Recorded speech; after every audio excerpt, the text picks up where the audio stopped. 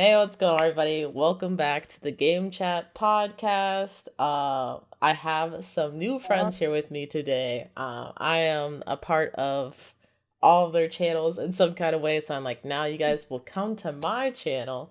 So I'll have everybody introduce themselves one by one. If you don't know me, I'm Swiper Prime. You're on my channel. You should probably know that, whatever. So let's start with to my left, Didge. So Didge, go ahead and introduce yourself. Who are you? Oh, I am Didge. I'm one third of the Geekset podcast. You know, I like to branch out and meet new people and do fun stuff while I'm here. Yeah, awesome. And then below Didge for me is Mike. Heyo, I'm Mike from the Chatter After, the Amateur Otaku, and Geek Vibes Nation. I'm on a bunch of different podcasts and YouTube channels, so why not add another one to my Infinity Gauntlet, right? joining Jamie here. Can't wait to talk about some games. Yeah, and last but not least, nerdwiththetech, aka Trayvon, aka if we not witchin', we bitchin'. Yes. Yes, I'm happy to be. Well, you just said my name and everything, so happy to be here. I'm like on the Geek Vibes Nation podcast as well. I had my own. I don't know. One day it might come back. I don't know. But Bring it back. maybe We petition to bring it back. Yes. I'm gonna start one. I'm going like real shorts and stuff now, so I don't know. But you know, so I've been getting into that. But so yeah, so that I'm doing that now. I guess the main thing I mean, love Power Rangers to my core. Don't diss them in front of me. Yeah, thanks. All right. Like all of the Power Rangers.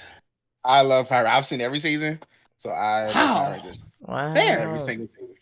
So I stopped after like SPD.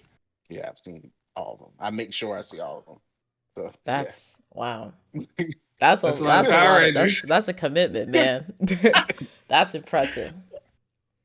Oh my gosh. I just end the podcast right there. I don't even know what to say after that. Like, oh my god, that's so much. That's so much. But yeah, I wanted to get together once again. It seems like this only happens once a year. I kind of think it's funny, so I might keep it that way. But we're gonna talk about what has happened this year in gaming, and particularly how has this year in gaming treated us. So I wanted to start off with some of the big headlines of this year. Starting with one of the most concerning, gaming jumped into the world of NFTs this year. So Ubisoft had digits, which were like pretty much e-clothes that you could put on your characters in different games, but they didn't really do anything. So it's like, why even? If you're into NFTs, sure. If you're not, why would you participate in this? They have since canceled that program, so they're no longer doing digits. They might try something else. And then Square Enix, whose president has put out there, hey, I think NFTs are cool. We're definitely gonna do that. So no follow up on that quite yet, but maybe 2023. That's when they're gonna do Final Fantasy 16 NFTs. I have no idea. Thoughts on thoughts on gaming entering the world of NFTs. Do you guys think it works? Do you guys against it? What are the opinions there? I still don't understand the appeal. Same. To be honest, What is an NFT? I just know we're supposed to hate it. The end.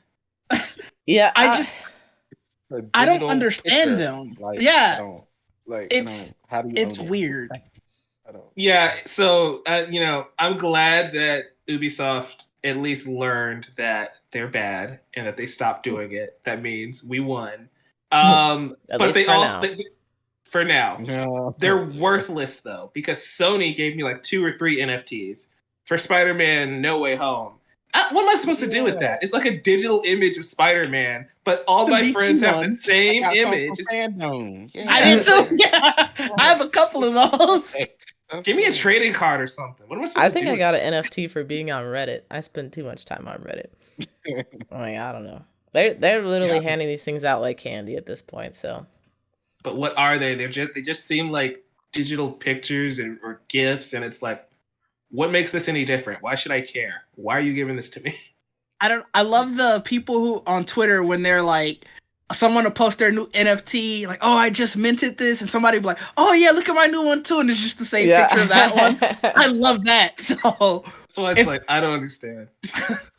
It's like, on the one hand, I think it's interesting, at least not the NFTs, but more so like blockchain technology and having it to where like only this one person is licensed to like this thing.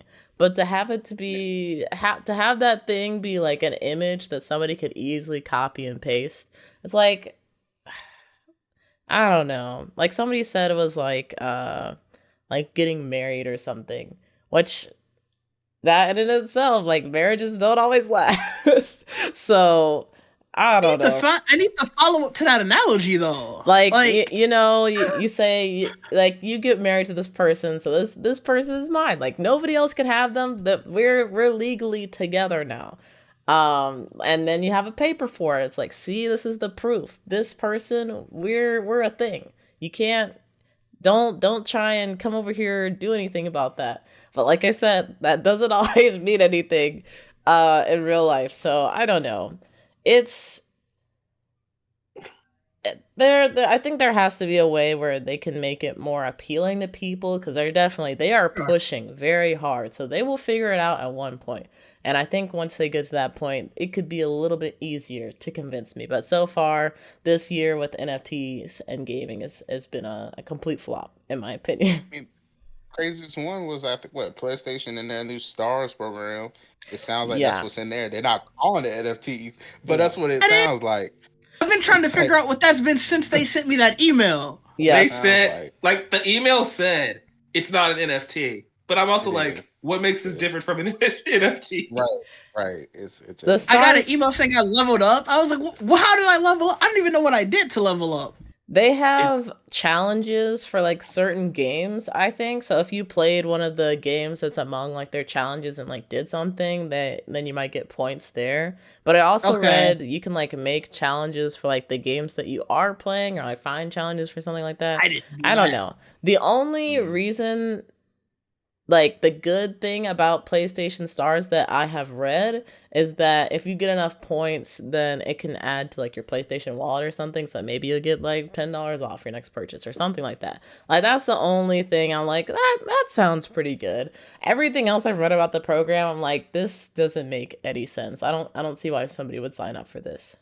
Why didn't they just incorporate that to trophies? It sounds like the same deal. Well, there are a lot of people that will buy games that are really easy to platinum, so that system could kind of be broken, just depending on how committed someone is to that idea. They're pulling a Greg Miller, huh? I understand. Yeah. Yeah, definitely be hunting for those. Yeah, I don't know what they're doing with Stars. But speaking of things that are weird /die, Google Stadia actually died this year, which I think everybody pretty much saw coming. Was anybody using the Google Stadia platform out here? I got it when it first came out. Yeah, I played it for like a month. I don't even think I played it for a month. That might be stretching it.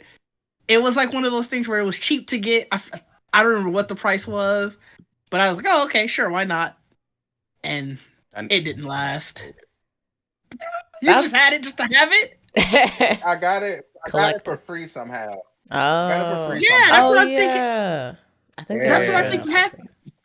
But I can't remember how. The controller, but apparently you can't get. So I'm like, okay, well, whatever.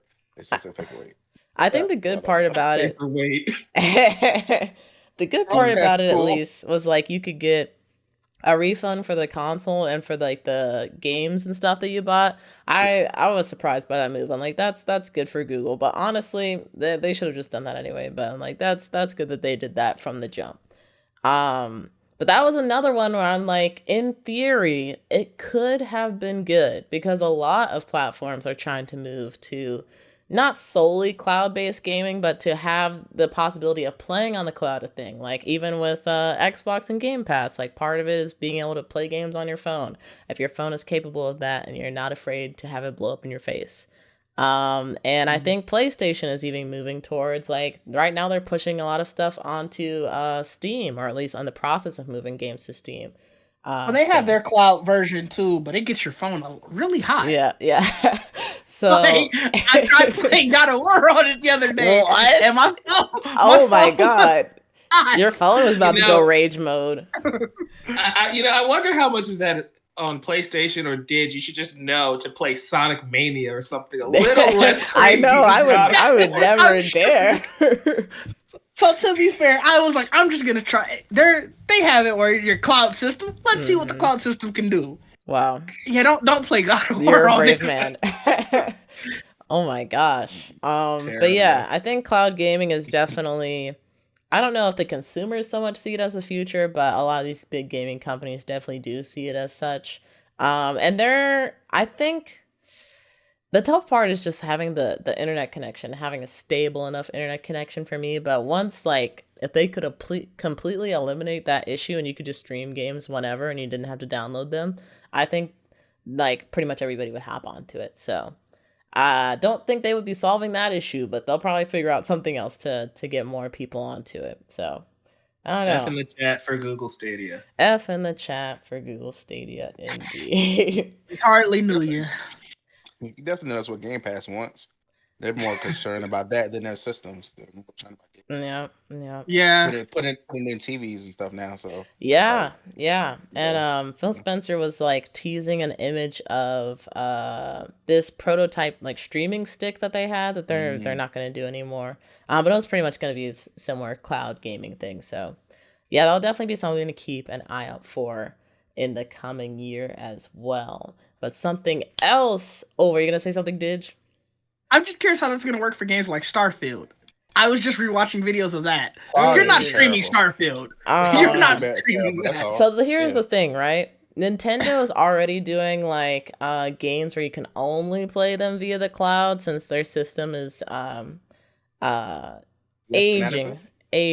I'll say that. So I'll PG. All right, there you go. So I don't know. There could be some ways. I really hope that they just bite the bullet and just make the new one, though. I really hope they do, because we can't. You can't tell me I need to stream the new Zelda game. You can't tell me that. We have hints. I think. Yeah. I hope. Doesn't it happen before Zelda? That's the thing. That's what I'm saying. Just Zelda might drop the link. I will put some money down. You don't have to say it twice. Just do it, Nintendo. I'll be $500 for they go try it. Listen, how much is the Steam Deck? It's gonna be the price of the Steam Deck. If I can play Zelda on it, I have to do it. As long as I can trade in my OLED. Oh no, sad. You're not being able to trade that in. Why not? No, you're not trading. They want all of that money my from first you. Switch for the OLED. So yeah, the basic Steam Deck is $400, by the way. That'll be the price. That'll be the price. How about a clean $299 Nintendo? $299. Oh no! I don't think the current Switch is $299 right now. Isn't the OLED one $399? Is it? Oh my gosh! I don't know. Might be something like that. I don't know. OLED is on sale for $349. Oh, it's $399. So it's $399. Yes. All right. It's the holiday sale. I have to talk with Nintendo about that because I don't want to break the bank. I will do it, but I don't want to. We're gonna have to talk about that. Because I'm just not doing it. I don't like Zelda that much. At $399, I'm getting a Steam Deck then. Like that's the better handheld system. I love Zelda. You know what's crazy about that though is I actually just saw a video where people were emulating Pokemon Scarlet and Violet on PC and it was running perfectly fine. So people are finding ways to get them onto the PC. I hear y'all, but look, if Hogwarts Legacy come out and they say you can use the Joy-Cons to do spells, I'm about to Switch. I don't know if they do that. That would be cool. Like they tell me that. That's it. That's all you got to tell me one time. Is it coming out on Switch last though? Are you gonna buy it twice or you gonna wait? Yeah, I'm gonna buy it again in July. That's so they can quietly cancel the Switch version. That is so they can quietly cancel. They're waiting for the Pro. That's what I say. I hope he's right. I think, but here's the thing, right? I think the new Zelda comes out in March. Let's get pushed. Let me see. Let's get pushed to July. with the So new that's- Switch Pro. Please don't push it. With the Please just don't. push it? Switch Pro. Oh wait, no, With the no, Switch not Pro. March. May. I think it's May. Oh, now Trayvon might be right. They might push it 2 more months. Don't do it. Don't do it, please. It could be late. It could probably be years. late May, and then they like early July. You're pushing it like a month, basically. You know. Let me confirm, because I was looking at Small my price to calendar. pay I didn't have it outreach. highlighted for some reason. Yeah, it is May 12th. It's Also- gonna be May. It Oh, might yeah. it might get pushed to July. Or they might put the figure- Switch Pro out in May. I don't know. They Never know. Yeah. could. Drop It's it. Hey, middle of the yeah. year still. Drop I guess it in if March. they announce it, in like a direct in January or something, they totally could. Like that's enough time. Mm-hmm. Yes. This is. If it makes it so where they can get the big games just like the PS5 and the Xbox, that'd be Okay, amazing. you hoping too much. It probably gets PS4 level, not Yeah. PS5 level. They can Yeah. do it. They could do if they wanted to. If they wanted to do it, they could. They don't. That's the So, problem. see, but here's Yeah, the I thing. know. You are right. I think if they wanted to do it, they could, but I'm not sure it would be as portable, and it would definitely cost much more. It would cost much The more to Steam do Deck that. can do it. So That's where my confusion comes. Like the Steam Deck can do it for $399. You said right? Was it $499? Yeah, $399. So Yep. it's like you have to come in at $350 max. In order, because otherwise, it's why would I buy a weaker system? That's for what I'm saying. $50? $299 Mario. Nintendo. I'm For trying to Mario. help. I'm trying For to Mar- help. $299. You're right. You are right. It is for Mario. Trayvon's And- totally right, because think about it. Mario. Why else would I buy a Nintendo if I'm not just playing Mario, Zelda, Metroid? Like, Mhm. it's for the exclusives. It's the exact same reason I buy a PlayStation, right? Like, You're I right. buy the PlayStation for God of War. And they'll finally give us a new Mario game. You know, they gave us Yeah. the Chris Rad Pratt's I game. think they will. it's been a while. It's definitely been a while. Yeah. They can roll it out now. They can roll out a Switch Pro now. If they wanted to now, and give us a new Mario game, the Zelda Do you game. think they call it a Switch Pro, or do you think they go a whole new name in I think general? they'd be a smart. I think they need to keep this idea. They don't need to go into a new idea. Let's stick with how. Like I mean, need you the. could. Well, I was you could thinking do they the were gonna- similar idea. So the name that's been floating around that I like is the Super Nintendo Switch, because it's kind of like back to the roots a little bit. I think it's cute. Awesome. I think it's cute. love it. That is nice. That's better than the Switch too. So Yeah. And I just thought about it. I'm like, so if they did try to push the new Zelda game, so that way the console would come out, they'd probably do the console at E3, or at least an E3 like event. So that would be at least May or something. So When is the Game Awards? Not the Game Awards. Summer Games Fest. When is that? Summer It's Games Fest is like June, I think. yeah, Right around the But same when time is- as E3 then? Yeah, Well, they're they used to- usually they like used to a buy week E3 apart. Spot. Yeah. But when is Gamescom? Gamescom is like in fall, like August, okay. September. Yeah. Remember though that this is Nintendo, so they're just gonna have a random direct where they announce it. I mean, they kind of play along, but it's like they won't bring their heavy hitters. They always say that for their own stuff. They're like they'll play along, like here you can have this, but the big stuff that's mine. We're not gonna share that. But speaking of big things, and I don't think that anybody else is really as excited about this as I am, but Persona is pretty much coming to all platforms, which I'm like, yes, as a Persona fan, I'm glad that more people can get their hands on these games. I think Persona 4 or 3 is coming to Game Pass in February. So that's going to be dope. I'm really happy. I was super surprised that they announced that, because like Persona fans have been asking Atlas to do that forever. So that was cool. But we can move on. I know nobody else wants to talk about it. I've never played this. I have no. I love Persona, Oh, but okay, it's been on the PlayStation. So this news, I was like, oh, that's cool. But it's like I've been playing them. I've Yeah. played this 5 years. the first Persona game. Yeah, I did that. I bought my PS4 so I could play Persona 5 Royal. And then the It's PS5 came out it's shortly so after. fun. I cried a little bit. But then I played Miles Morales, so it was cool. Persona is a great series. If you guys haven't played it, it's a great series. It definitely Persona 5 and Persona 5 Royal are very lengthy, I will admit. But I think it's worth it. Like, it took me, I think, a year to beat Persona 5 Royal, and I was streaming it like maybe once or twice every week. So it took a long time. Okay. It took a long time, but it was cool. I booted up Persona 5.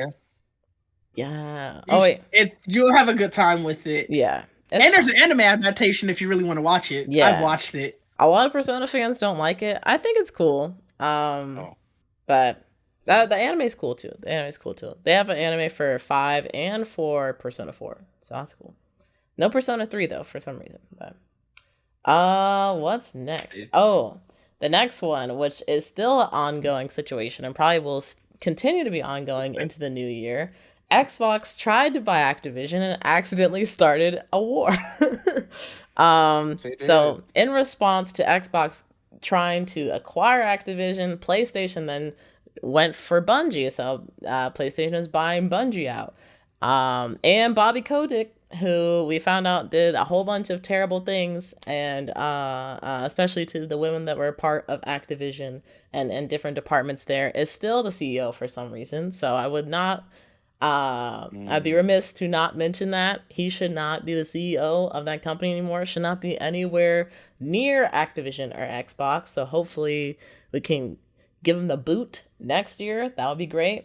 But yeah, I was not thinking that this whole like Xbox trying to acquire Activision would turn into a big thing, because now the FTC is getting involved and Europe's like, we're cool with it, and FTC is like, what the hell, man? Like, so it's just it's crazy, because PlayStation, in my opinion, looks very, very petty, and they're like, how could they do this? Like, this is freaking anti consumer, like eliminating the competition. You're taking away Call of Duty. And I was listening to a podcast recently, actually, where Microsoft or somebody brought up, one of the lawyers brought up, like, oh, well, you guys will still have Battlefield. Like, that's a big first-person shooter. And PlayStation was pretty much like, Call of Duty can never be replicated. We don't care about Battlefield.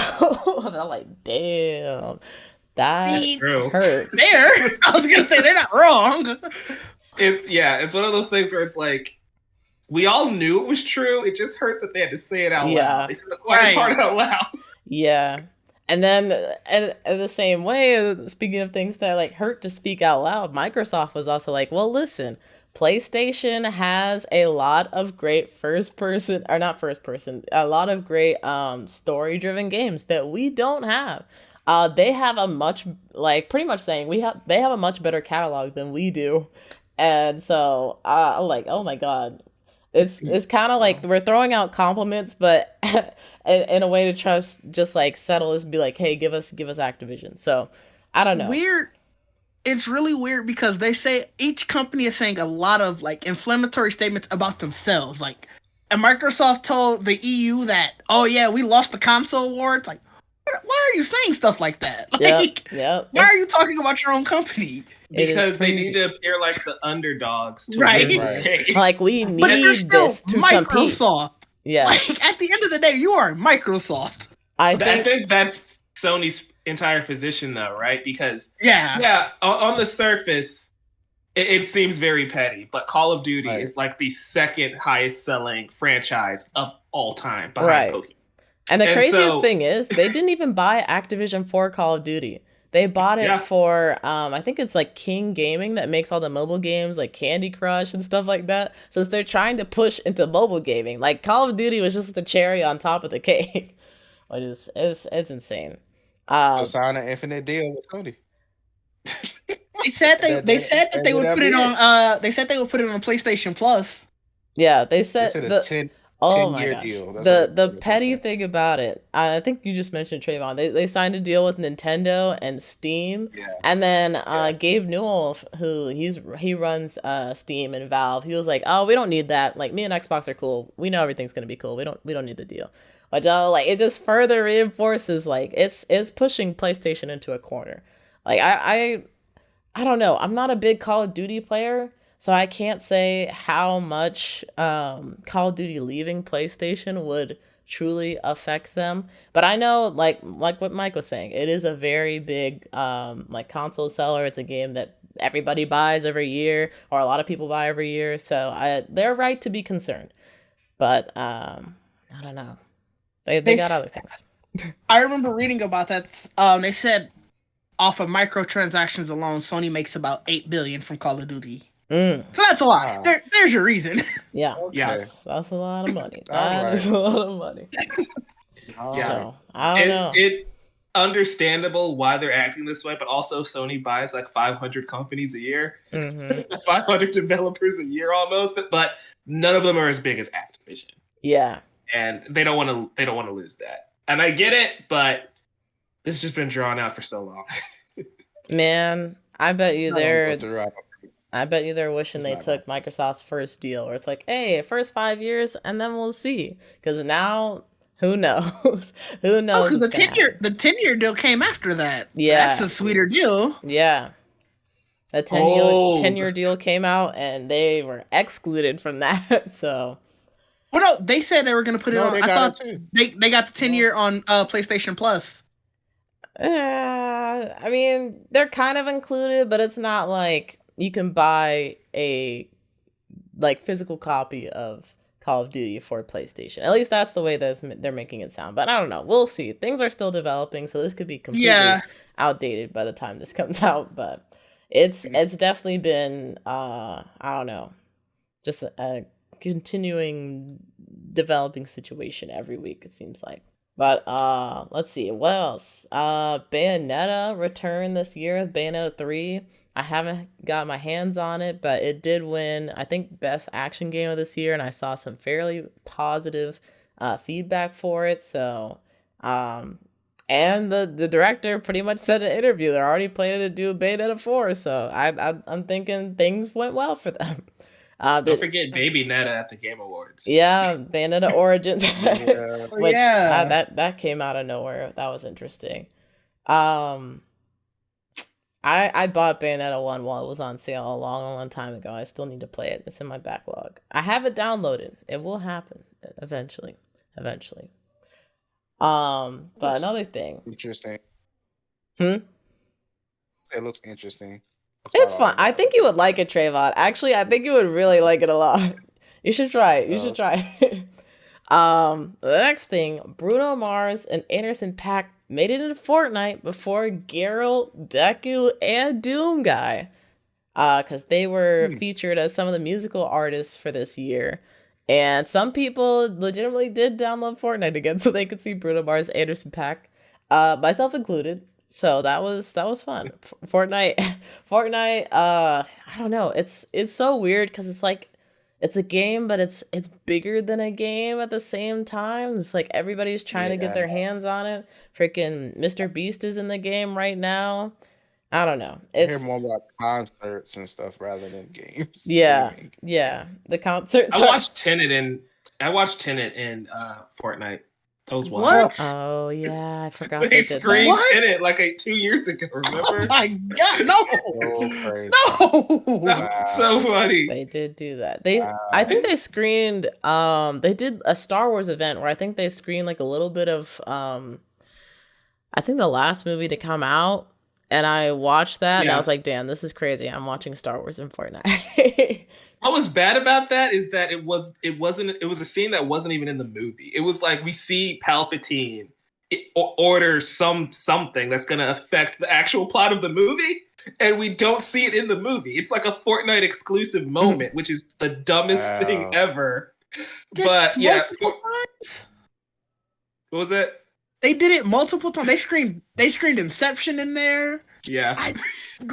They do a lot in Fortnite. Fortnite is wild. It is. That's why I'm like, it's almost bigger than the game at this point, you know? Like, I used to be upset when anime characters and like characters that I like would get into Fortnite. But now at this point, I feel like if you're not in Fortnite, like, are you really that big? Do people really like you? If you can't do like freaking Fortnite dance as your charter, are they really cool? They're giving them. This is why One Piece is overrated. Cool. Hey, Luffy. See, I thought about this. I'm like, I feel like the only reason they wouldn't put Luffy in Fortnite is because you can't do the stretchy arms thing. But I'm sure they will find an emote so that you can do it. So Maybe when the Netflix thing comes out, you don't know. They just did Geralt, you know, Witcher's Netflix is happening soon, I think. So you never know. You never know. Fortnite, I've got a couple grievances with you, just right quick. Okay, Fortnite. I wanted the Naruto skins. Why did you pair Naruto with Sakura when I wanted Sasuke? I don't want to buy all your funky skins to get Naruto and Sasuke. You already knew that was coming. You already microtransactions rule the world. That's exactly why they did it. Like, oh, they're gonna want those two. Like, let's separate them. Separate them. Two different transactions. Two transactions. I bought nothing. I have no Naruto skins because that was so dumb. Yeah. You're not cheating me out of $40, guys. I'm sorry. I didn't get the Goku skin, even though I really wanted it. I am gonna grind for Doom Guy though. I'm like, at least I don't even play Doom, but I'm like, I'm gonna do it. I'm gonna play Doom in Fortnite. That's what I'm gonna do. Speaking of craziness, Silent Hill came back, but not with just one game. I think there's like 3 or 4 different games that they announced during that showcase. I have not had the pleasure of playing Silent Hill. I did play the PT demo last year on an old PS4 that still had it. So I was actually kind of lucky there. Well, that was terrifying. So lucky, but not lucky at the same time. And but the Silent Hill is making a comeback. Have any of you guys played Silent Hill / are excited about this news? See, I don't do the horror games. Really? Yeah, I'm kind of the same boat a little bit. I'm branching out. I'm trying it, but if I watch a few trailers and I'm like, oh yeah, this looks like it's gonna give me a heart attack, I can't do it. The closest I've ever got was The Last of Us. I don't like being freaked out by video games. I'm sorry. Like the clickers in my 3D audio already gave me a heart attack. I'm the minority here. Wow.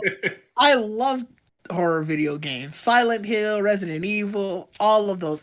So have you guys ever played like Outlast? None of these? I played. Am I just speaking a foreign language here? I played like maybe an hour of Outlast, and then I couldn't do it anymore. So what was bad about that though? I've seen all of Outlast 2 or 3. I can't remember which one it was. And so I bought the game because I'm like, oh, I know this is a good game, and maybe I'll be able to get through it.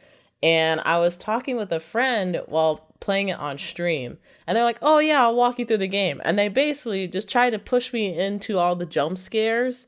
And at some point I just knew I was like, all right, you're just trying to make me walk around this corner so I can get freaking scared.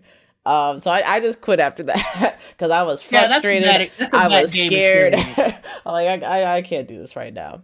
But yeah, that's a bad experience. But yeah, I'm excited. I like horror video games, but I also like horror movies. I read a lot of horror books. I like apparently to scare myself. So I am excited for Resident Evil 4 remake to come out next year, since a lot of people are like, that's the best Resident Evil. I played Resident Evil Village at the beginning of this year, and it was actually not that bad. There was like one location where I'm like, I don't want to ever do this again.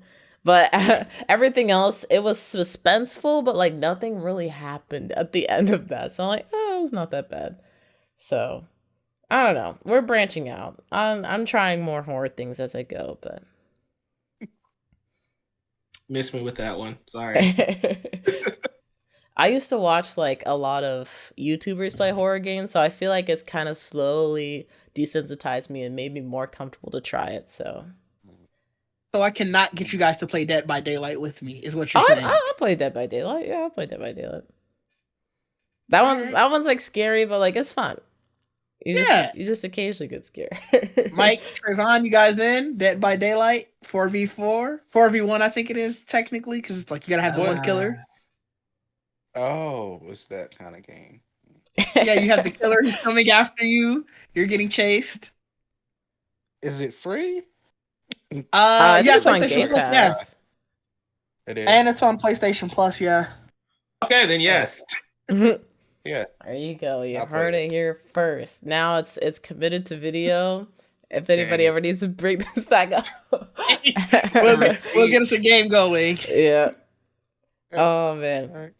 And then last two things. The first one I actually found out today. Marvel Spider-Man 2 will be coming out in fall of next year. They did not make a specific release date, but we know what's happening in the fall. And I feel like Miles Morales came out closer to winter, I think. I don't know when it did. The first was it a launch game for PS5? It was. Yeah. I don't think it was. I thought it was. Because I think I had my PlayStation 4 and played it on there before I got a 5. It might have came out on both. It might have came out on both actually. Yeah.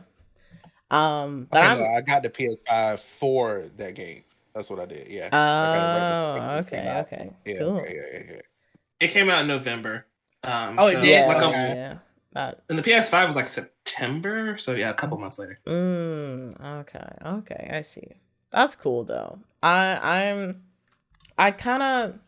don't know. I feel like it's been long enough to where I feel like I need a little bit more. Like, tell me a little bit more about this game, because we don't know a whole lot. I know there was recently an interview with I want to say the guy that plays Venom, and he was talking about some of the interactions in the game, which sounded cool. But we need some more footage, man. Need some more footage. People won't forget. I definitely don't think they're gonna forget about this game. But it's just I need bring the hype back a little bit. Bring it back. Well, fall of next year is still technically like a full year away. Yeah, so I think they're okay. My biggest takeaway is that it distinctly says PS5. There's no PS4 mentioned in the article, in the tweet. So I think we're finally at the point where we're getting PS5 exclusives. Yeah, which I'm excited for because I feel like a lot of these games, as much as I love like God of War Ragnarok and Forbidden West, they're held back a little bit because they still need to be able to run on old hardware. Yeah. So I'm excited to see what a next-gen Spider-Man game looks like. For sure. And Sony's definitely been like ramping up, or at least trying to ramp up PS5 production. So by the time that fall does roll around, hopefully everybody that wants a PS5 will have been able to get a PS5 at that point. Yeah. I'm also excited that Tony Todd will be Venom. Yeah. I forgot about that. Oh my gosh. It's awesome. That'll be fun. The last piece of the gaming news this year, which has kind of been more impactful in the later half, a couple game devs are starting to make content, and it's probably going to be the first of many with Hideo Kojima's podcast Brain Structure, which I try to listen to about every week, and it's like one of the weirdest / still innovative experiences, at least as far as podcasts go, that I've had. Very Hideo Kojima. He has a AI co-host that he'll converse with for a little bit, and if he doesn't have a guest, and then the guest he just brings on because he likes their work, or like the last episode that I listened to, he actually has his own book fair where he picks a bunch of like mystery novels that he really liked. Well, they're not always mystery novels, but a bunch of novels that he really likes. So he talked about that. He'll talk to different filmmakers and stuff. And I think his most recent episode is with Norman Reedus. So he'll be talking about Death Stranding 1. And I don't know. He just talks about like crazy is the right word, but not in like, oh, he's just talking about a bunch of gibberish. It's just like, oh my God, I can't believe that he just, I don't know. He's a nerd. I don't know what else. It's Kojima being Kojima. That's what it sounds like. It's Kojima being Kojima for sure. And he also integrates music into his podcast since he's with Spotify. He's like, hey, can I just put music in there? And they're like, I guess so. I mean, it's possible. So I've got added a couple new songs to my list because of it. So that's cool. We got freaking Kojima, and then we also have I think it's Masahiro Sakurai, who is the creator of Smash and the Kirby franchise. He's made a YouTube channel, and he's pretty much breaking down game development for all y'all people that just they can't get it together. So listen, just follow his YouTube channel, follow all the instructions, and you might just be just as successful as Sakurai. Phil Spencer, you know what to do. Smash that subscribe button. Yeah, hit the like and subscribe button. Oh man, it is insane. I don't know. I guess just because I'm like so into like the like gaming news journalism like commentary side of things, that these things are just so fascinating to me, because I'm like, to hear more extended previews of like some of their thoughts on different subjects and stuff is interesting, especially when it's outside of gaming, because it kind of informs you and just like the way they think about things in general. But is that something, are those two things something you guys like ingest or watch? And if not, would there be someone in the gaming world that you would actually want to have like start a podcast or start a channel or something like that? While they think, I'll answer. Neil Druckmann is my easy go-to on who I'd want to have a podcast. I just love hearing him talk about The Last of Us and Uncharted so much. It's so fascinating seeing the behind the scenes of how they make all of those incredible games. I haven't checked out Kojima's podcast yet, though. So I'm really excited to kind of dive in to hear his thoughts and his approach to game development and the industry from his perspective, because his Twitter account is already a goldmine. I can't imagine a 30-minute conversation with him and an AI. That's just so bizarre. The weird part about it is the AI, like, if you don't really think about the fact that, like, you know, it's talking in a robot-y voice, like it is responding just like any other normal human would, which is kind of scary in itself. The fact that he's just doing this with this AI, that's insane. Kind of creepy. It's an interesting part. That's an interesting part of the show for sure. And he also has Jeff Keighley on the podcast as well to do the TGAs, which on the show means the Jeff's answer instead of the Game Awards. That's not confusing at all. He goes on there and we'll talk about gaming news that's happened in the last week or like the last couple weeks. So that's him and Jeff are like good buddies. So I think that's kind of cool that he integrated him into the podcast in some way. The name's hilarious though. Like, you couldn't have made that. You couldn't have thought of anything different. Not one thing changed, but wouldn't have it any other way. Definitely want to check it out. I forgot it was a Spotify exclusive. That's the one thing that kills me is that I don't listen to my podcasts on Spotify. I used to not, but Kojima actually kind of converted me a little. Like, I still mainly watch podcasts on YouTube, but now I do Spotify too. I work out the podcast now. Fair. I usually I work listening to podcasts, so like I always, most of them are on Apple Podcasts, so usually just go to that. Maybe I'll have to switch it up. But to answer your question about who I want to see, I think I don't have a specific person, but I do want to see more developers in general just sort of talk about sort of the inside baseball of it, you know, just talk about more, whether it's via YouTube or on a podcast, sort of let people know more about what goes into game development and some of the inside or behind the scenes, because then you're probably not going to get people to stop bitching, but maybe it'll help a little bit. Yeah, maybe. Helpful. I was going to be optimistic, but you know. Trayvon, you have one? No, I was just saying, like, maybe this is somebody I should try, Kojima's, because I am always interested to hear the background workings of these industries. Mm-hmm. Like, I guess for me, like, first it was the music industry and stuff like that. I like to hear about how all that stuff works. And so this would be cool to hear how the gaming industry works, because I haven't really dug into that. Like, I like to hear about how the YouTube stuff works, like how it really is behind the scenes, how it is terrible for this. But yeah, it's very interesting to see, you know. I think for the more like gaming related stuff or game industry stuff, Sakurai's channel is definitely the way to go. And I'll put some links in the Discord and on Twitter so you guys can find it. Hideo's stuff is more, or I should say, Kojima stuff is more like this week we're bringing on my favorite music artist or whatever. We're going to talk about that. He's super into music and collects records as well as books.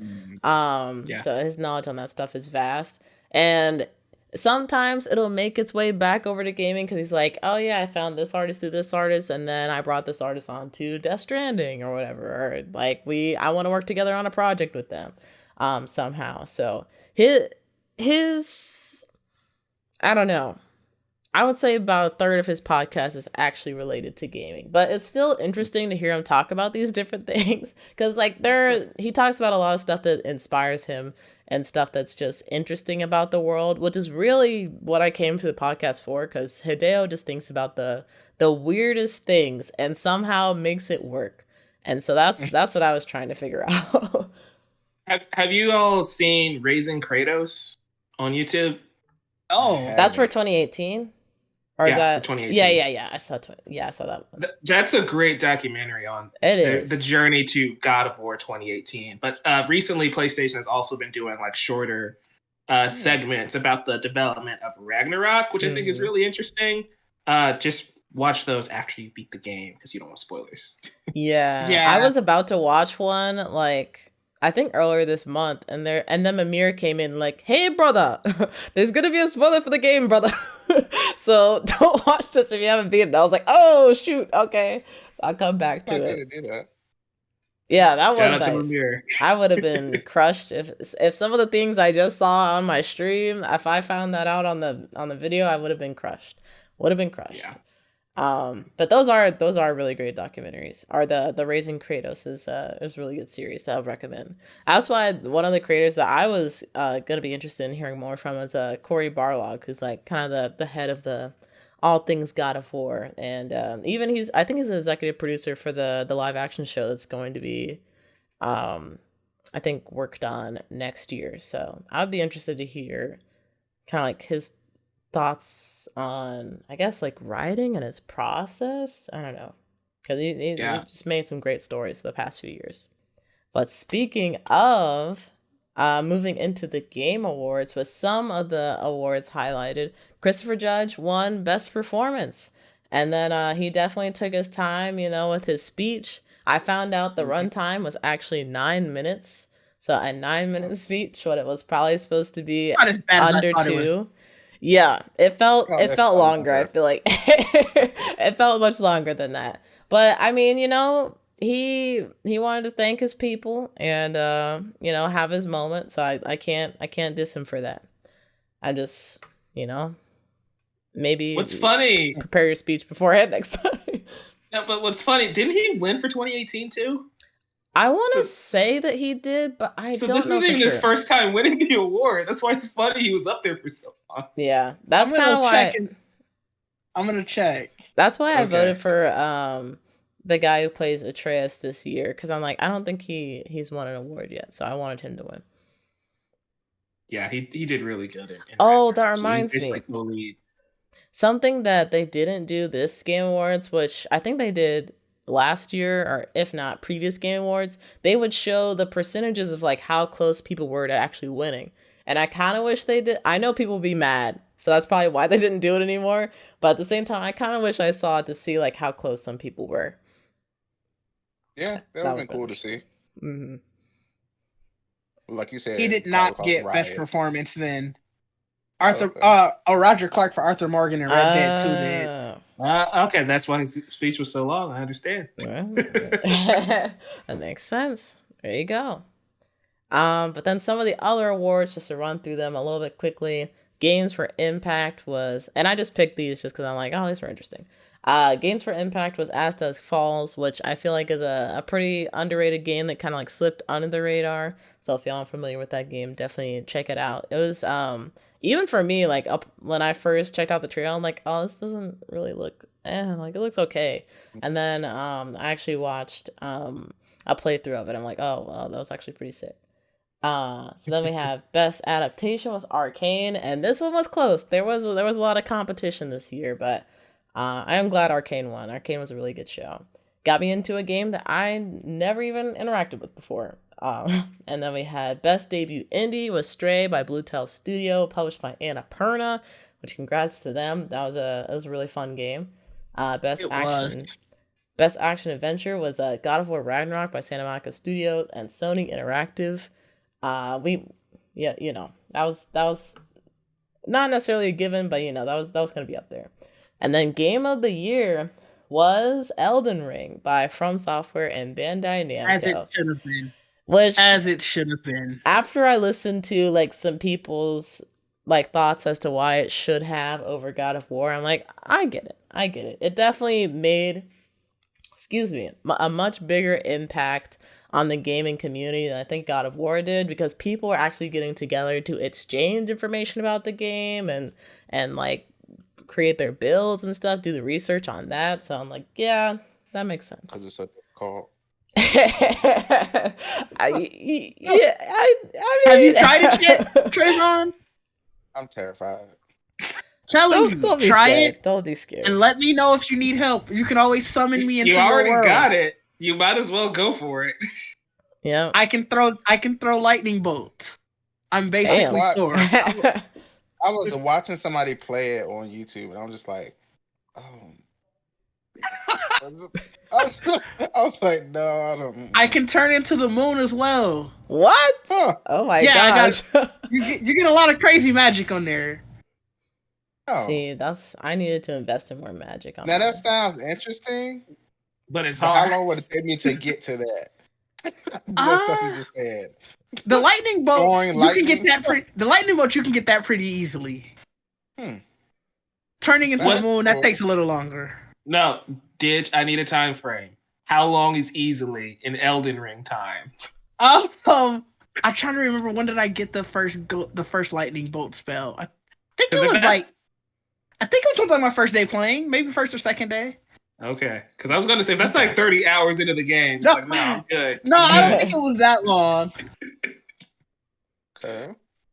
Elden Ring it's definitely for a specific audience. I'm not part of it. I'm a God of War guy, but it's a well-made game. It's a beautiful game, so I'm not mad there. I think best narrative, best action, and Game of the Year is an even split between the two. I can't complain there. Yeah. Fair. It was tough.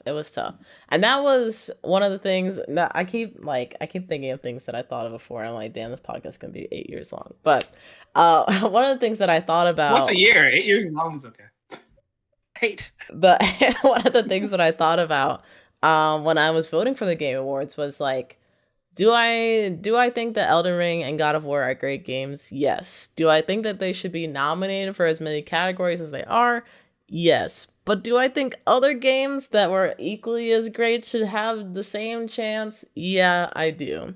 So I feel like, and y'all can tell me I'm wrong, but I feel like if you're nominated for Game of the Year, it would be interesting if you got limited to like maybe 2 or 3 other categories, because it's like, just being nominated for Game of the Year is already recognizing that you have achieved excellence in some way, versus like the freaking Joe Schmo indie game that like really popped off and like everybody played it and they got nominated for a specific category but might not be Game of the Year. Like it might have gotten knocked off the list because you put that game in the category. Well, how do you guys feel about this suggestion? You feel like it works, or it's like it's definitely a tough situation all the way around, for sure? I guess to your point, I can understand what you're saying, but then it's like, take what Mike just said. He said action, adventure, Game of the Year, and narrative. If he's saying that those are pretty much even split, those are probably your most, I guess, notable awards. Then it's like, so are you only eligible for one of those 3? Then it's like, it becomes weird. And yeah. I'm not saying you're wrong, 'cause you make complete sense. It's just, I don't know how the execution of it goes. Yeah. I think that's where the other categories come from, right? Like best indie game, best shooter, like that way the games in those genres get a chance to get their flowers, right? But at the end of the day, you're still going to have a game like God of War and Elden Ring just dominate everything else. But sure. that's where best indie comes in. So Stray can get that win, right? Yeah. Yeah, it's tough. One thing that was like, I'll say that again. I said they gotta make it fair some kind of way. They gotta, split them up, give them a chance. Because if they didn't, what was the point? The Game Awards would be pretty short. Yeah. Like, well, because Christopher Judge would just talk for 2 hours instead of 9. Right. One thing that I did think was interesting, which I feel like we talked about at this point, if not, it's definitely been talked about across the internet, was the like best fighting category and not best fighting game. Like that was a odd change because Sifu was up against other what people would consider like traditional fighting games that are like PvP, and Sifu was only like a PvE or like a player versus AI kind of game. So yeah. I don't know. So they definitely I actually have the answer before. to that. Oh, I'd say what? Yeah. I have the answer to that one finally. So apparently you have to submit 5 games per category. Mm-hmm. There were only 4 traditional fighting games this year. So Sifu was just everybody's like, I guess we're going to throw Sifu in there, which thankfully didn't win because that would have been insane. Yeah. But if like Street Fighter came out this year, it clearly would have taken that spot. But we only had 4 like traditional fighting games that were worth nominating. They're only interesting. I think going forward, Keely needs to be like, okay, we're gonna do minimum 3 just to be safe because we don't want any nonsense again, like Sifu getting nominated for. Yeah. And the thing, I guess it's more for like people who are closer to like the FGC or like the fighting game community. But for me, I wasn't necessarily mad that Sifu got nominated for best fighting, but I was definitely confused. And like, I mean, technically you are fighting. And see, there's like martial arts in there, so you're not wrong, but you're not right either. So that was another tough one from this year. Ooh, oh my gosh. But what was easy for people to ingest was definitely the game trailers that we had. I'm just going to go through the list. There were a bunch. These are some of my favorites. So it's not everything, but some of my favorites. And the list is very long. So I'm just going to go through it as fast as I can. We got Death Stranding 2 on PS5. Hades 2 on PC. And it will be coming to consoles, but that's not been released yet. Or that information has not been released yet. Transformers Reactivate. PC, PS5, Xbox Series X and S. Final Fantasy 16 will be coming to the PS5. Armored Core 6 Fires of Rubicon will be coming to PC, Xbox Series X and S, Xbox One, PS5, and PS4. Crash Team Rumble, which was that was something that was announced. It's coming to Xbox Series X and S, Xbox One, PS5, and PS4. Cyberpunk 2077, the Phantom Liberty DLC, which is a paid DLC, will be coming to PC, Xbox Series X and S, and PS5. Star Wars Jedi Survivor. It's coming. Star Wars Jedi Survivor is coming to PC, Xbox Series X and S, and PS5. Street Fighter 6 is coming to PC, Xbox Series X and S, PS5, and PS4. Suicide Squad Kill the Justice League is coming to PC, Xbox Series X and S, and PS5. Tekken 8 is coming to PC, Xbox Series X and S, and PS5. Forspoken is coming to PC and PS5. Blue Protocol is coming to PC, Xbox Series X and S, and PS5. Horizon Forbidden West Burning Shores, which I believe is a paid DLC. I'll put a subtitle or something if it's not. It's coming to PS5, and Replaced is coming to PC, Xbox Series X and S, and PS5. So a lot. What were your comments? You had comments for certain games.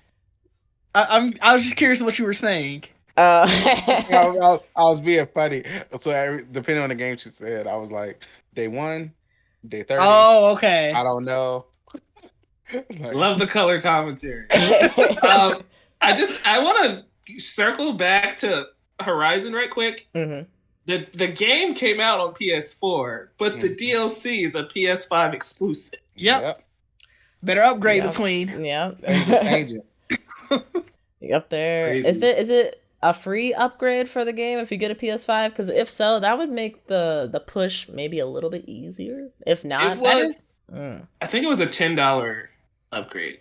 You're paying the difference because PS4 games are $60, PS5 games are $70. You just pay the difference. Yeah. Which would suck because if you want the DLC, oh, you get you're a free probably upgrade.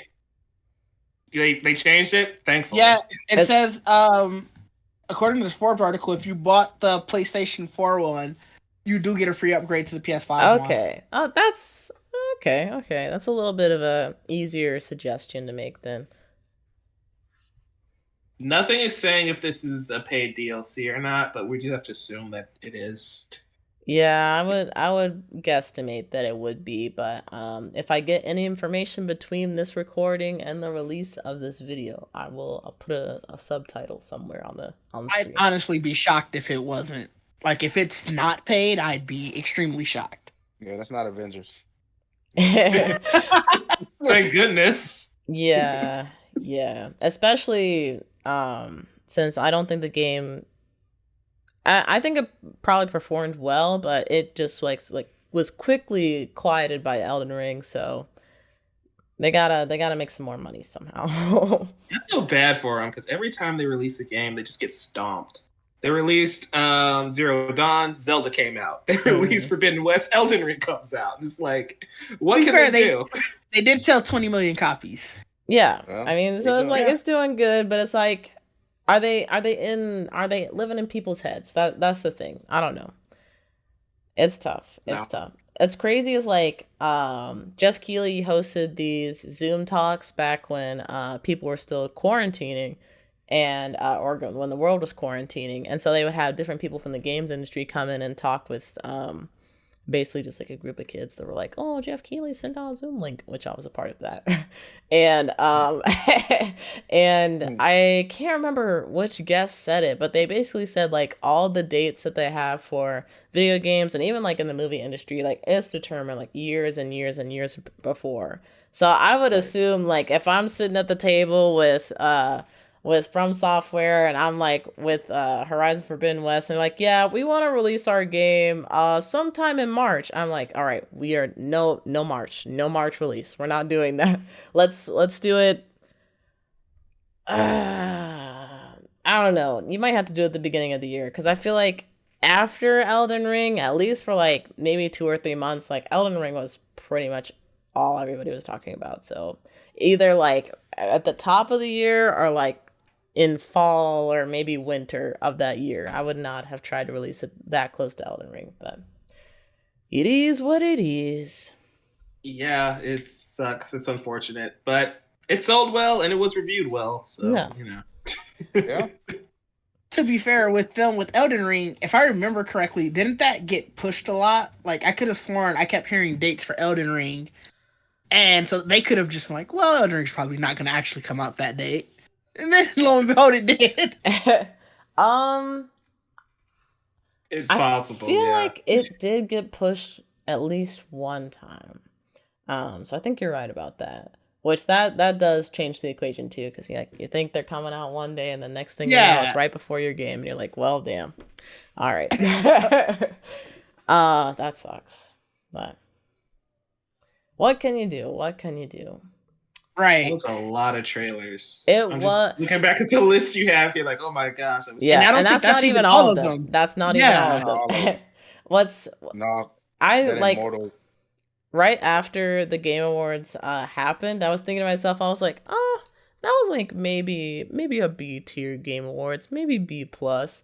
And then after like watching all these trailers again, I was like, damn, actually that was a lot. They definitely didn't have like the, oh my god, like this game is coming out, except for like Hades 2. I was like, what the hell? And Armored Core. So those two, I was like, I had no idea. You could maybe throw Death Stranding in there, and I'm like, I kind of had the inkling it was going to be happening somewhat soon. But not the craziest Game Awards I've ever seen, but it was a good one. The Immortals of Avium, I think that's what it's called. Oh, that had me excited. I said, "Oh, what is this?" Yeah, that looked interesting. I'm excited to see that one, and I didn't put this on the list, but I just signed up for basically the email list for Meet Your Maker, which also looked interesting to me. So I think they're doing the beta in a couple months or something. I don't know. I'll find out. Oh yeah, I signed up for that too. Yeah. Street Fighter and Tekken looked great too. Street Fighter's beta the time of recording, opens this weekend. So yeah, it can't wait opens to- tomorrow. It opens tomorrow. Which Yeah, I'm nice. gonna be like out of town for like pretty much all of Friday and then a little bit of Saturday. But I did get into the beta, so like as soon as I get home, take a nap There and you then get on go. Street Fighter. Because I think it goes through Sunday. So Yeah, I got invited too, so we should get a couple matches in there. yeah, I can beat Nice. Mike up. Let's go. It'll happen. I'm more of a tech guy. I'll get destroyed. I actually got to play a little bit of Street Fighter 6 when I went to Comic-Con over the summer, and it was with like one of my roommates who you would think is not really good at games, but like he learns very quickly. So I got my 2 wins and I'm like, all right, we gotta move on. We're not playing anymore. We're like, let's go. But it was fun. It was fun. It was a lot of fun. I enjoyed it. Nice. Speaking of things that are fun though, see, I need to work on my segues, man. It's tough out here. But I wanted to talk about our year in gaming. So I want to start with everybody's top 3 games of this year, or just like top game. Well, it doesn't have to be that specific, but what were the games that you guys were enjoying this year, and who wants to start first? I have 4. Oh, okay. Now, are we talking about games that were released this year, or games I actually finally played? Honestly, you could do either one. You could do either one. Because I have a game on my list that was not released this year that I enjoyed. I'm looking at your list now, and I'm like, what? I saw that and I was like, all right. It was an It's her show. It's her show. She can do what she wants. It was an interesting year. Look, like I told you guys, I didn't play any God of War before this year. So me playing a 2018 version was so much fun. Me finally playing Fallen Order. I played a lot of stuff I've never played before. Trayvon's list is just old. Okay. They're great games, though. They are. They are. Infamous Second Son. Okay. There's something I played I didn't no idea about. I still want to play the first one, I guess. And I'm thinking about getting the First Light. Then there's another DLC version, so I'm thinking about playing that. First Light is fun if you want to grab that one.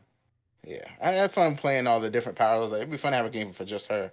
And also God of War Ragnarok, of course. That was amazing. I should have played Sonic Frontiers, but I didn't. But hey. What made you go back to Fallen Order and Infamous? Never played either one of them before. Are they just like they were just like at top of your backlog, or you saw somebody else mention it or something? I just kept seeing, I see people talk about those games and how much fun they are, and I was like, oh, what's this? But God of War and Infamous in particular is because they were on that whatever that thing you get with PS5, and I kept looking at it over and over again. Maybe one day I don't know what they are, but I'll play them one day. They look cool, and then when I found out. It did. Yeah. I didn't know what God of War was. I went off of the name. I was like, God, I don't want to play no war game. Play this shit. But when I found out what you're doing in it, I said, oh, definitely for me. Okay, let me. Yeah, so I gotta stop doing that. Going off of names of games and seeing what they are. Trailers help. Yeah. That's awesome though. I like your list. I like how you're kind of digging back a little bit. I know for myself, I definitely dug back into my backlog this year. I felt like a lot of I played Elden Ring at the top of the year, and then everything else that I was kind of looking forward to / waiting for happened at the end of the year. So I had a lot of time in between. I watched you play Elden Ring a little bit. I think I was like, oh yeah, that was tough. That was hard. I have fun playing Elden Ring, but it's like you can only get beaten down so much before you're like, all right, I have to step away for a moment, give myself a fair. That's completely fair. I loved Elden Ring. I guess I'll go. I also have 4. I just basically looked at the top games that I played, like the ones I had the most play hours in. So it was Elden Ring, Assassin's Creed Valhalla. I played that a lot. I really enjoyed that game. And I'm also here to spread the gospel of the Cult of the Lamb. And not enough people are talking about that game, and it is so much fun. I love that game. And of course, I had to add God of War Ragnarok, but it doesn't have as much play hours because I just started it. Yeah. But, Okay. That's a good thing you said that because like I might have said some spoilers. Wow. Okay. Oh no, I started it. I started it like right after Thanksgiving, but I've been Call to the Lamb. I continuously go back to that game. That game is so much fun. It looks like, and not enough people talked about it. You guys should play it. I do want to pick it up. After seeing like the initial trailers and stuff of the game, I was like, I don't know. It seems like the whole like management sim for me, I'm like, it kind of makes me frustrated because then it makes me think of like real life, and I'm like, I don't want to have to deal with this. But Call to the Lamb does look fun. It does look fun, so I am gonna give it a try. Oh yeah, I'm here to spread that gospel of the Call to the Lamb. Excellent. Some nice picks. What about you, Mike? Yeah, well, I'm glad I have 4 here too, so I'm not the odd guy out because I was told 3. See, I knocked so many off. That's why I have so many honorable mentions. It's because I was like, I said 3, and I don't want to be the only one that doesn't have 3. It all works out. Okay, I'll get the easy one out of the way. God of War Ragnarok. My PlayStation Wrapped thing says I put the most hours of the year into Ragnarok. Oh wow! Which is insane. Yeah, that all happened like within the last couple months. Right, within like the last. I didn't even get the game at launch. That's the worst part. Wow. So it's like, wow. But anyway, fantastic game. Love it. TMNT Shredder's Revenge, though. Beat 'em ups. I love them. I love the Ninja Turtles. This was a perfect game for me. It was just way too short. But April O'Neil is my favorite character, which is so funny to think about, honestly. Overwatch 2 is another one on my list, mainly because I never played Overwatch 1, but Brandon, my co-host on both podcasts, he said, hey, let's jump into Overwatch. It's free. Give it a try. I love that game. Play it every single week now. So I am a lot of fun. Huge Overwatch fan. I'm a huge Tracer main. So yeah, if you see somebody zipping around like the Flash, that's probably me. And last is Forbidden West, because I'm a Sony pony and it's a great game. I'm sorry. That's interesting that you've never played Overwatch. Oh, say that again, Trayvon. I just sold me Overwatch. Wait a minute, what's this zipping around like Flash? Yeah. Tracer's ability, she gets 3 blinks. So when you're in a shootout, you can just blink away, or you can time travel backwards and regain your health. So she's my favorite character. Brandon uses the Archer, so we're just Green Arrow and Flash every match we jump into. Nice. Y'all are a menace. Yeah. I'm kind of shocked that you never played Overwatch 1, and it makes sense why you like Overwatch 2 a lot, because a lot of people that have played Overwatch 1 and then they play Overwatch 2, they're like, what the hell is this? Like, it's still the same game, which they love the game, but they're just like, why put the 2 behind it? It's not different. But I'm glad you're enjoying it. I definitely I've been hopping into Overwatch as well, so I've been having fun with it. They have like a winter fest game mode thing happening right now too, so it's cool. I just hate first-person shooters, so that's why I never tried Overwatch 1. But Brandon convinced me, and I'm like, fun. Yeah, I can vibe with this one. Yeah, it's a lot of fun. What is that you said, Trayvon? I said, isn't that the one something about the Witch Queen or something? Oh. Or is that another game? Oh yeah. Oh wait. Is that that or is that Destiny? I don't know. No, that's Destiny. That's Destiny. I was thinking of Junker Queen. Yeah. Witch Queen is Destiny. Junker Queen is in Overwatch. Oh yeah, that's who I play with, and I don't know enough about Overwatch, but that's who I usually pick. I like Junker Queen a lot. I in Overwatch 1, I only played like really 3 characters. So Overwatch 2, I made it my mission to branch out. So I play across the board now, and occasionally I'll just pick somebody random because I'm like, oh, I haven't played this person yet. But that was a lot of good characters picks to pick from. Yes, there are. The new guy's really fun to play as well. I really like him. Unfortunately, he's behind a paywall, so when I get to level 42, I will actually get to play him. So that'll be nice. But everybody had some really interesting picks. I liked all your picks for this year. I also put God of War onto my list, but I combined God of War 2018 and God of War Ragnarok into one game, since I didn't want them to take up 2 slots.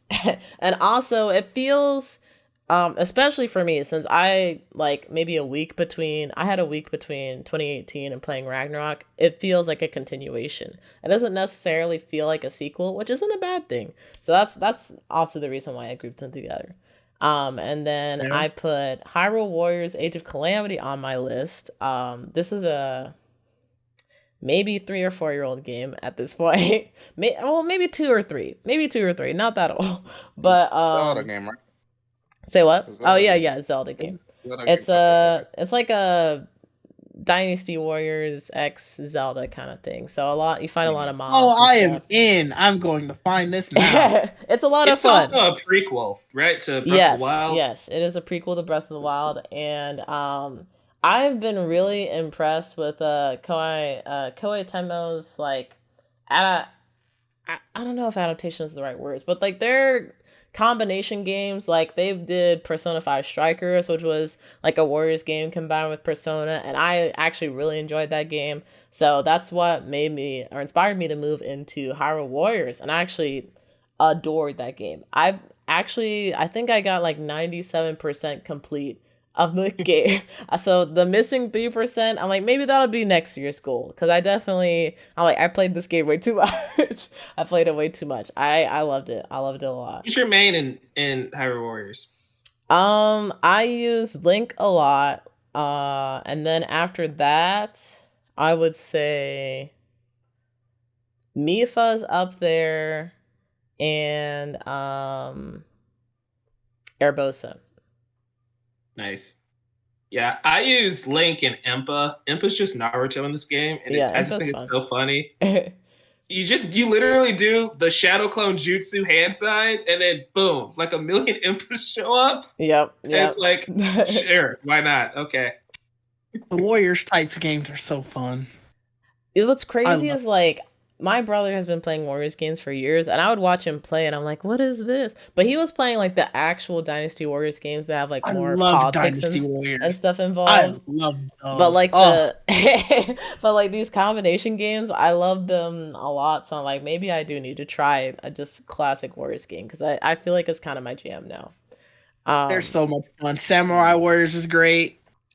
They got the one where they're combined. Oh, it's great. Yeah, I have to look at that. But I also had honorable mentions. I needed to put Sifu and Stray on there because those are two standout indies for the year. Excellent games. One was much more like frustrating than the other, but I still love Sifu. And then Stray, people are like, they're probably already working on Stray too. And I'm like, listen, don't work on Stray. The next game you need to work on needs to be called Mutt, and it needs to be about a dog, okay? We showed some love to the cats. Now I need a game for the dogs, all right? For the dog people. For the dog people. Because dogs are smart too. And then this is another indie. Actually, all my honorable mentions are indie games. The last one is a Short Hike, which I was trying to remember if I played it this year or in 2021, but it was this year. And this was oh my god, I adore this game so much. I think it's like maybe 3 hours, but it was like maybe the best 3 hours of gaming I've had all year. Quite possibly the best 3 hours of gaming I've had. Ow. I really enjoyed it. It's kind of like an adventure game with like a little bit of puzzles. It's not high intensity at all, so don't expect to like be beating people up.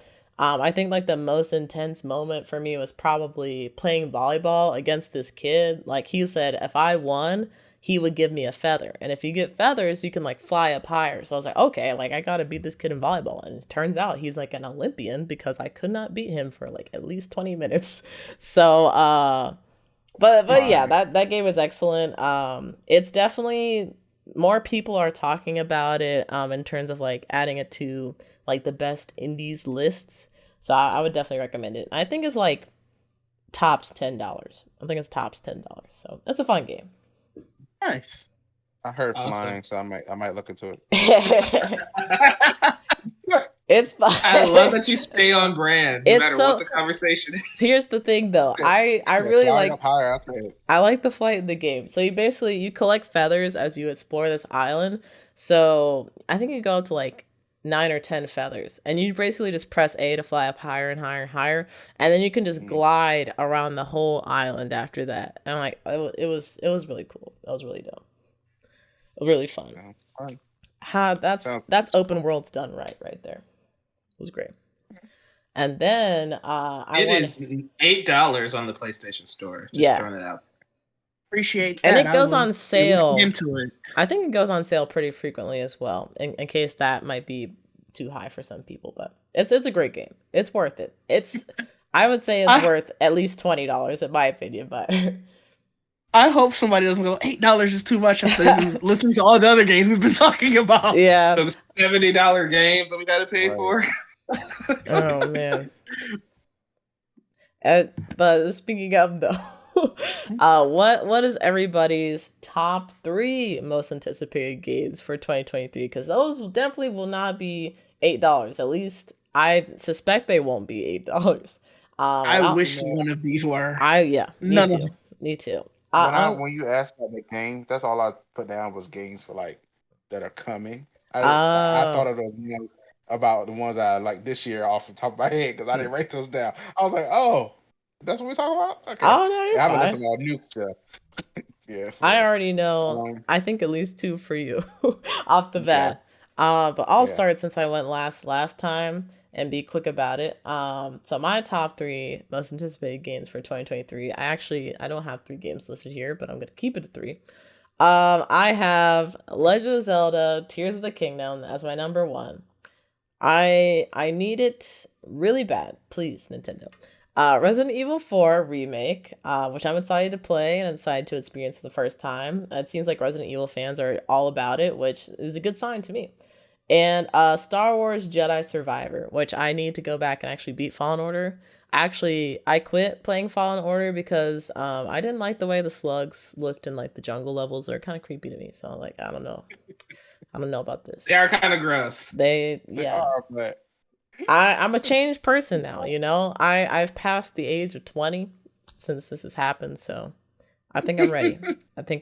It's the closest you'll get to an Uncharted game for a long time, so just embrace it. Fair. Hurtful. But let's see. I think Trayvon, did you go second to last, or who went second to last? Was it Mike? Yeah, Trayvon did.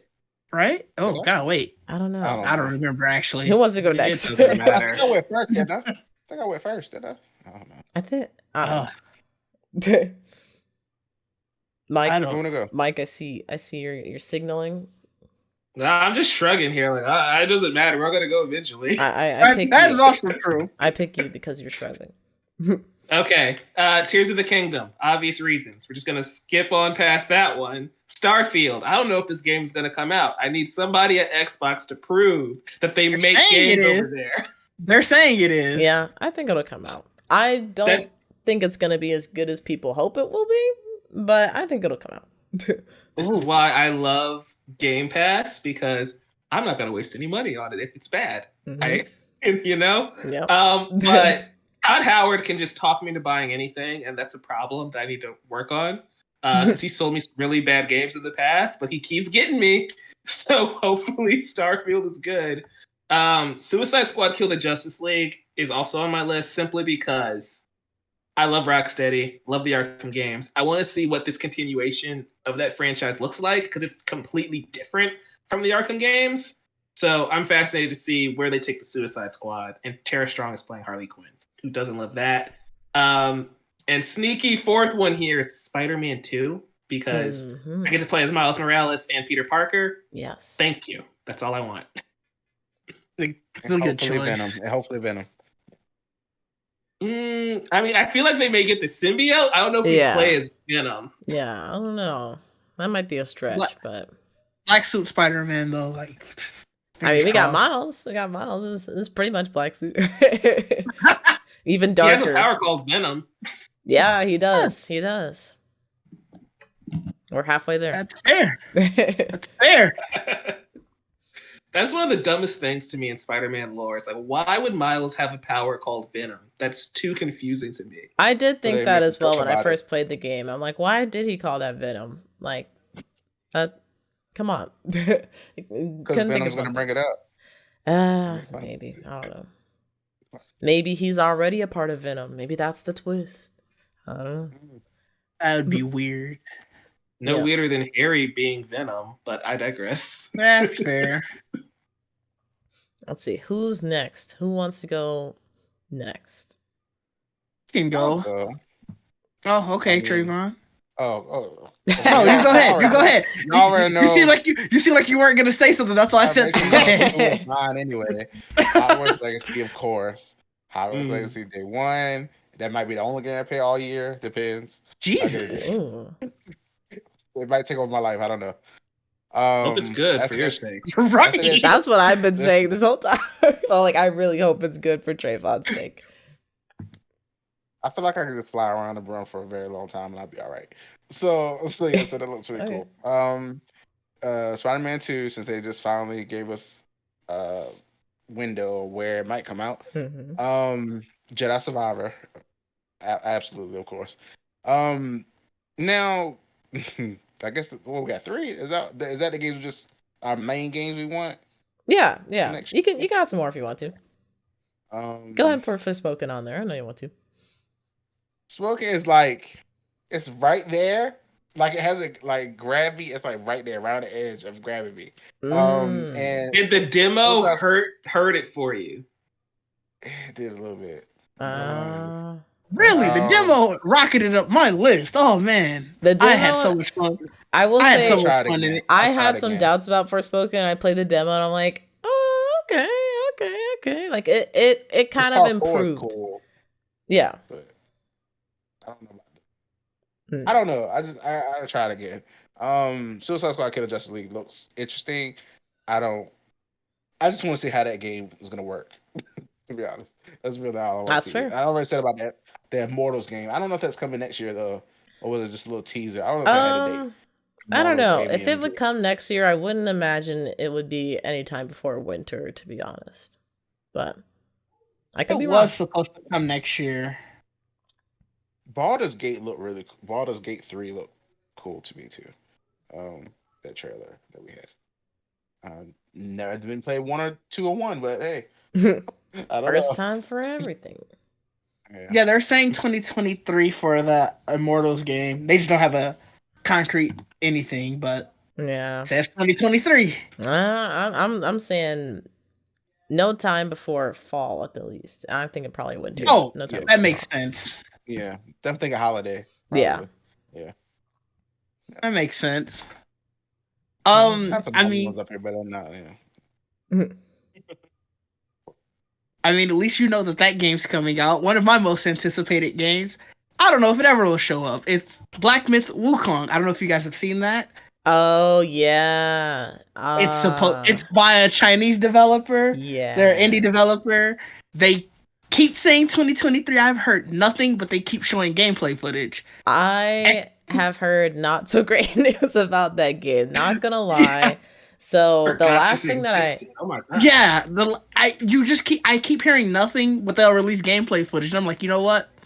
It's anticipated, but I'm not sure it's gonna ever come out. The last thing that I heard about that game, and it's yet to be denied, is that it will only be coming to China. It will not be coming to America. That would really I suck. would hope that they wouldn't do that, especially with all like the marketing and stuff that has been coming to us, but that is the last thing that I heard. That would really suck. Really cool. I'm going to keep it on my most anticipated because if it shows up, it looks like it's going to be great. Yeah. But there's a game that's like kind of similar to it, or at least I get the two kind of mixed up. I don't know if it's purely based off name alone, but I think it's like Wulong Dynasty or something that's coming to Xbox. Glad you brought it up. That's another game that's on my anticipated. Oh yeah, it's coming to Xbox and PlayStation. I think PC as well. You can actually play the demo now on the Xbox Series X and PlayStation 5. It's so much fun. I enjoy the demo. It comes out like in March or something like that. So I'm excited for that. Of course, Jedi Survivor. Like I said, after playing Forspoken and playing that demo, it rocketed up my list. That's one of the things I'm really looking forward to. And of course, Hogwarts Legacy. Nice. Yeah, Forspoken for me, I was like always, I don't know. I feel like more recently games have really been upping the particle effects, like even with like Street Fighter and now Forspoken and Final Fantasy 16. I I like highlighting the action, but I almost feel like it becomes a mess at some point. So that was one of the things where I was like, I don't know. And I don't know why. It was just like purely based off that. I was like, I don't know about this game. But then I actually played it. I'm like, that's cool. Yeah, the parkour in it was so fun. I tried to climb up a really tall vertical wall, and that's where I was like, "Oh, okay. I need more jumps because this isn't working for me right now." Yeah. But it was interesting. It was an interesting challenge. I'm like, I can do this, and I will figure it out, and I did. So, I think the demo is still live and probably won't go down. I know the season's demo did get unpublished on Monday. Oh, did it? Yeah, it did. Which, thankfully, I was on social media that day and just so happened to see, like, oh, last day to play the demo. And I was like, oh, shit. So I played it before it went down. I'm like, oh, okay, that's cool. That's a fun game. Yeah, I haven't got a chance to play the Forspoken demo. I probably need to get on that this weekend. Yeah, that's you cool. should check it out. Will do. I'm going to try it again tonight. You should also check out the Wolong Fallen Dynasty one. That's also a lot of fun. They did like a whole, like, 1 hour and like 30 minutes, I think, preview on ID at Xbox or something like that with Wulong Fallen Dynasty. So they showed a whole bunch of the game over the past week. So like that demo, up. It really seems. I played it for a while, and after you can go through a good amount of this. Well, I don't know how much of the story overall, but it's like playing for a good minute, and I'm like, oh, this is still a thing. All right. Nice. Awesome. Well, does anybody else have anything they want to add before we close things out? It doesn't have to be like related to anticipated games, but just like anything game related or just whatever you feel like. Well, like I said, that Transformers game looked really cool. I thought that was neat. I wrote down Atlas Fallen, Witchfire, and Nightingale. Down those other games I thought looked interesting. Oh, and I'm gonna buy Sonic Frontiers. Okay. Sonic Frontiers has kind of been maybe one of the most divisive games this year that I've seen. It's like either you really, really like it or you're just like okay on it. I personally am not like the biggest Sonic fan. I actually started Sonic Prime today, actually. It's actually kind of fun. It's kind of cool. But the last Sonic game I played was Sonic Colors. And that was almost like Elden Ring for babies for me because I'm like, how is this so difficult? Why is this taking so long? So I'm like, I don't know if I want to do that again. But Sonic Colors was fun. It's definitely one of the better 3D Sonic games. So if you're kind of indifferent on that one, there's no point in ever picking up Sonic ever again. Yeah. Which I'm kind of fine with, the movies do enough. The movies do enough for me. I'll live vicariously through others. For me, the only thing I have to say is I need Nintendo to step it up in the next year or two. I need a Donkey Kong game. I need a Mario game. I need an update on Metroid. I don't need all these Fire Emblem DLC games and updates. Please give me something that I actually want to play. Otherwise, I'm still on the Switch. I really don't care. Trayvon's face. You said what? You're threatening to sell the Switch. I'm getting all of these wrapped emails. I put over 100 hours into PlayStation. I put over 200 hours into Spotify. And then Nintendo's like, you put in 30 hours. And it's like, yeah, I'm not playing you anymore. That's a problem. Fair. I would probably sell my system too. Okay. I mean, yeah, the Switch definitely doesn't get as much love from me in the past few months as it did when I was playing Breath of the Wild. So I can't big games. I can't blame you. It's the games that I want to play have all just been ports. Like they put Donkey Kong Tropical Freeze on there, which is a Wii game. Mm-hmm. It's a fun game, but I would like a new Donkey Kong game, please. Yeah. Or a new Mario Kart instead of just updating Mario Kart 8. Mm-hmm. That's all. Just new games for once. That's I got that All-Stars thing just for Super Mario Sunshine because I did love Sunshine when it was on the GameCube, and I thought I would play it now. No, not really. I saw this game. I really thought about getting. The only reason I thought about getting that collection is because it was limited time for some reason. Because I never played. Yeah, because I never played Super Mario Galaxy. Because I would go over to my neighbor's house and he had Super Mario Galaxy on his Wii, so I would watch him play it. And I'm like, damn, this is a cool game. So I never played it for myself. But I was like, will I ever play Mario 64 or Sunshine? Can I justify getting Galaxy for this? Probably not. So I didn't end up going for it. Galaxy was fun. Sunshine and 64 are just old, and I don't like them. They just don't run very well. 64 was so great in its prime. Yeah. I'm sure it was, but we are 20 plus years removed from there. That's all. Oh, give me an Odyssey 2. No, remaster 64. They had their chance to remaster 64. They just re-released 64. Yeah, I know. I'm saying remaster it. Don't just re-release it. No, they're giving free money away, man. They don't like money over there. Well, no. The only thing they're gonna remaster is these tracks from Mario Kart. That's it. It's true. Yep, as long as people keep getting it. Yeah, I guess that's true. Are we on wave 8? Yep. I think so, yeah. Jesus. Yep, it's been quite a bit. They never let this game still sells so well. They never let it go. Is it still $60? Oh yeah. Most Nintendo first party games are $60 no matter how old they are. It does not matter. No, it's on sale. It's $50. Oh, 50. Merry Christmas, everybody. Nintendo's like, you're welcome. I did y'all a solid. Game from the Wii U. Yeah. This is that's a problem with Nintendo. That's why what if they call it the Switch U? What if they just what if they bring the U the U back? No. They just go Switch U. Don't do that. I'm gonna have to switch you off. No. Like I'm good. They need to move on from that one. They really just test them for real. They need to do it. They are. It's gonna be the Switch U.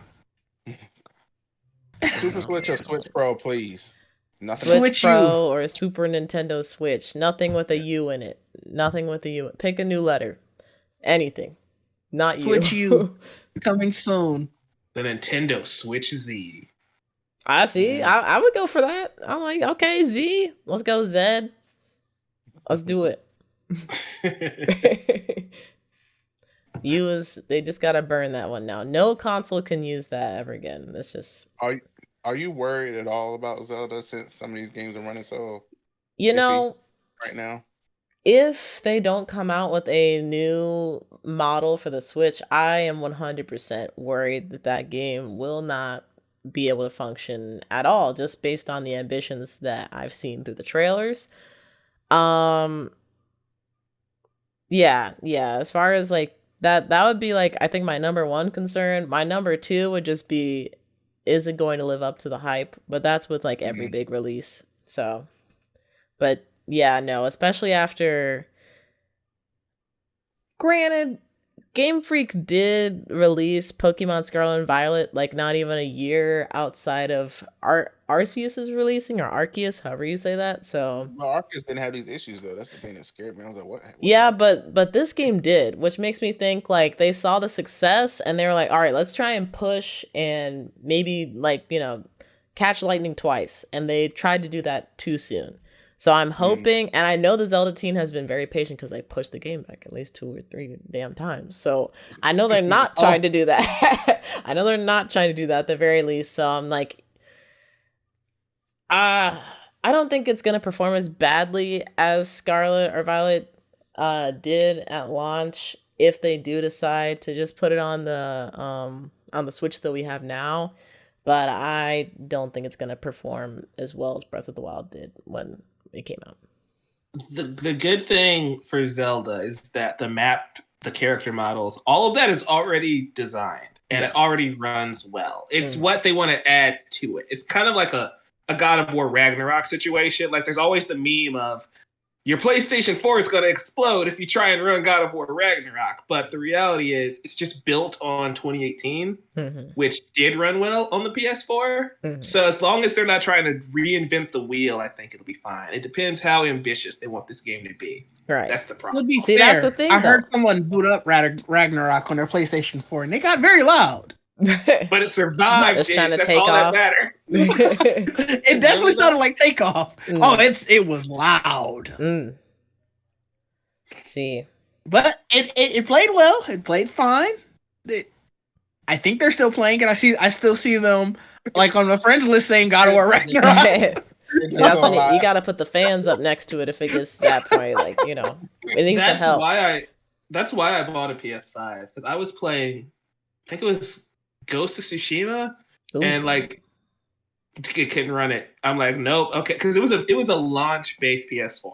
And mine was too. 10 years old. Mine was too. I loaded up Elden Ring for the first time. Oh Lord. I played one night of Elden Ring, and like one of my friends, he worked at GameStop, and he kept telling me like, I can get you a PlayStation 5 when they come in. I can get you one. Loaded up Elden Ring once. And I'm like, my system is going to explode. Called him immediately. Was like, yeah, put me in for one of those. Yep, I need that. Sign me up. Yeah. So that's how I ended up with a PS5, because I did not need that thing exploding right next to my TV. No, I didn't want to wake up to a system on fire, because I assume it'll explode even when it's off. But now it's come in handy. I've enjoyed playing 2018 and Ragnarok on the PS5, so it's good. Oh, that was one thing I did notice about the Forspoken demo, was it actually used like the triggers a bunch, like the it changed the what's the word? Like it made it harder to triggers. Yeah, it made it harder to press at some moments. So it was interesting. I don't know if it was like it fully made sense, but it was like they were utilizing that feature, and I appreciated it. Yeah, I did too. Like I said, I thought it was. I had a good time. I know Trayvon seemed iffy, but I had a good time playing it. You know what? I'm gonna say it's my fault. Because no. I was playing it while I was sitting here. So I was using my iPad to play it. Oh, so maybe that's maybe you didn't go back and actually play it after that. Oh no, that's not it. That's not it good enough. That's oh come on. Go back. Play it on the console. Play it on the console. Right. You didn't even give it a chance. I didn't. You're right. I think I was trying to justify me not buying it. I'm like, I don't need this game. Fuck it. I won't buy it. So I was like, give me justification on pay another $70 for another game. I mean, you could always wait, because like you said, Hogwarts Legacy is probably going to take over your life, so you can always wait. Well, Forspoken comes out in January, and I'll be very experienced. Yeah. Promo a lot, yeah. As soon as I see a video, I'm like, damn it. I could have been shooting magic right now. Yeah. Hey man, well, you gotta let us know after you actually play the demo on the console. You gotta let us know what you think. Yeah, I think that's gonna do it for the podcast. This has been really fun. I was really happy to get together with everybody and hear some of y'all's thoughts and concerns and all that kind of stuff gaming wise. And now the last thing I will ask y'all to do is to once again remind everybody where they can find you on the internet, social media platforms, all of that. And I think we'll start with Trayvon, because I started with you last. Or ended with you last, I should say. nerdwiththetech everywhere. Except TikTok, because I have an underscore, because somebody else got my damn name. But anyway, it's fine. Hey. I'm not mad. In there. I'm not bad about it. I am. Yeah, I don't know about that. That sounded very mad. We'll find them. I try every now and then, just take the underscore off and see if it works. And it don't. So, still mad. But yeah, so anyway, so that's where I am, everywhere. Yeah, that's it. Trying my Geek Vibes Nations podcast, and I'll be on the TikToks, on the Reels. You'll see me, my bald head. There you go. All right, yeah, that's it. That's it. There you go. Nice. Next, we'll go with, I think, Didge. I'm trying to remember what order, but honestly, it doesn't matter. We'll go with Didge. I am Didge, DIDGE _DEE everywhere except TikTok, where you don't have the underscore. I just didn't try to put the underscore there. All right, and Mike, closing it out with you. Yeah, Novice Cinephile everywhere except for Instagram because someone sniped my name there, which is the running theme here. So it's the Novice Cinephile. You can also find me over on Geek Vibes Nation, the Chatter After, where we're doing live streams every single day for news now over on that channel. Bless. Also, yeah, a lot of work. And the Amateur Otaku Podcast, where every week we're talking anime. Jamie's there quite often with us. So yes, that's a good drop by every Sunday. We're having fun there. Yeah, all right. Well, thank you guys once again for joining me for the Gamechat Podcast. Maybe we'll see y'all next year in the new episode. But until then, I hope everybody has a nice eating warrior night. Warriors, enjoy it. I will see y'all next time. Peace. Peace.